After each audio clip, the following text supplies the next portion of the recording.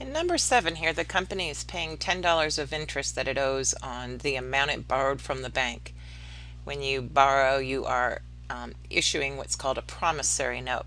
So back earlier in number 2, when the company borrowed $1,000 from the bank, it increased its cash assets and increased notes payable. That's the promissory note, and that's a liability. So now, because time has gone by, the company now owes interest. What we're going to do is first record the easier side of the transaction, and that is focusing on first what the company gives up. And what it's giving up is cash, and that of course is called cash. It is an asset and you're giving it up, so down go your assets. What you're getting is the harder side of things, but what you're getting is a service as a company when you borrow money. So in a sense, it's the fee for providing or renting you the money. So when you have a service, or when you get a service, what that is an expense. So if you recall, under shareholders' equity, it goes up when you have revenues, and revenues go up when you give out a good or a service. Shareholders' equity, however, goes down when you have more expenses, and you have expenses when you get a service, i.e. the opposite of revenues. So we're going to call this interest expense. The reason for the adjective in front of expense is that interest is what this expense is related to. Now, interest expense, again, it's under shareholders' equity.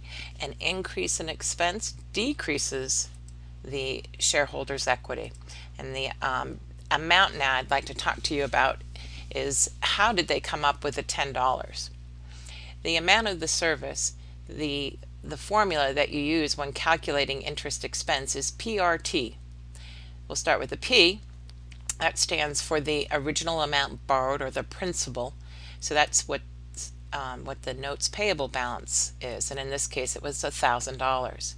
You then multiply it by the rate, and interest is always quoted as an annual rate unless otherwise specified. So whenever you see an interest rate, you're to assume it's annual unless it says otherwise.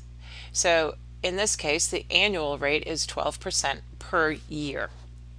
Now the T here stands for time, and what we're needing to do is see how much we're supposed to record for interest expense. How much of this year are we supposed to be recording in this particular accounting period? Well, in this case, because we are reporting for just 1 month here, we are going to record only 1/12 of the annual rate. Hence, you're going to multiply by 1/12 to get the $10. So again, PRT, principal, times rate times time. Now, I want to point out, and we'll be seeing this in the future modules, but when you are calculating interest, it doesn't matter whether the note is a 3-month note, a 6-month note, or a 10-year note.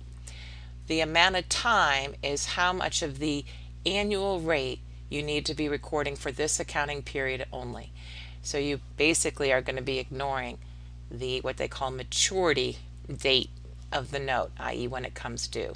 That doesn't have bearing on this calculation.